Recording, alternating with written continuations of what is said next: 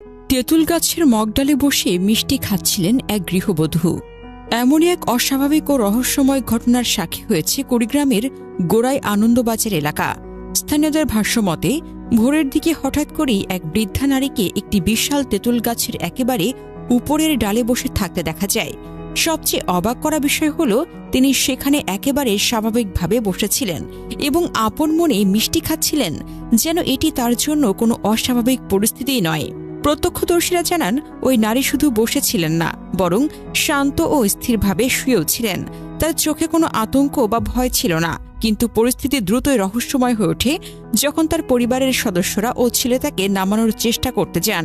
অভিযোগ অনুযায়ী তিনি যখন উপর থেকে তাদের দিকে মিষ্টি ছুঁড়ে মারেন, যা ঘটনাটিকে আরও অস্বাভাবিক ও অবিশ্বাস্য করে তোলে। সাজেদা বেগম স্থানীয় মোহাম্মদ আবু সাইদের স্ত্রী, একজন সাধারণ গৃহবধূ, বয়স ৬০, শারীরিকভাবে একজন বৃদ্ধা। কিন্তু বুধবার ভোরে যা ঘটেছে তার সাধারণ কোনো ঘটনা নয়। এ যেন এক অন্ধকার রহস্যের জাল। এত উঁচু, এত ঘন ডালপালার এক বিশাল তেঁতুল গাছের সবচেয়ে উঁচু মগডালে কিভাবে উঠলেন তিনি? মাঝরাতের অন্ধকারে বা ভোরের কুয়াশায় কোন অদৃশ্য শক্তির টানে একা একা গাছে চড়লেন? কোনো সিঁড়ি ছাড়া, কোনো সাহায্য ছাড়া, কোনো শব্দ ছাড়া শুধু নিঃশব্দে উঠে গেলেন মগডালে, আর সেখানে বসে আপন মনে মিষ্টি খেতে লাগলেন। ছেলে যখন উদ্ধার করতে গাছে উঠতে চাইল, তখন উপর থেকে মিষ্টি ছুঁড়ে মারলেন। এই দৃশ্য দেখে স্থানীয়দের মনে প্রশ্নের পর প্রশ্ন জেগেছে। একজন ৬০ বছরের নারীর পক্ষে এমন কাজ করা শারীরিকভাবে প্রায় অসম্ভব। গাছের কাণ্ড মসৃণ, ডালগুলো ছিল পিছল, উচ্চতা ভয়ঙ্কর। তারপরেও তিনি উঠলেন কিভাবে? মিষ্টির সঙ্গে নিয়ে গেলেনই বা কিভাবে? কেউ কি তাকে সাহায্য করেছিল, নাকি অন্য কেউ? এলাকায় এখন ছড়িয়ে পড়েছে ভয়ঙ্কর গুঞ্জন, এটা জিনের কাজ। বাংলাদেশের গ্রামীণ লোকবিশ্বাসে তেঁতুল গাছকে অনেকদিন ধরে জিন ভূতের প্রিয় আবাসস্থল বলে মনে করা হয়। বিশেষ করে পুরনো বড় ঝুঁকে পড়া তেঁতুল গাছের নিচে রাতে একা যাওয়া, গাছের নিচে ঘুমানো বা এমনকি গাছের ছায়ায় দাঁড়ানোকেও অনেকে অশুভ মনে করেন। লোককথায় বলা হয়, এই গাছগুলোতে অদৃশ্য শক্তির বাস।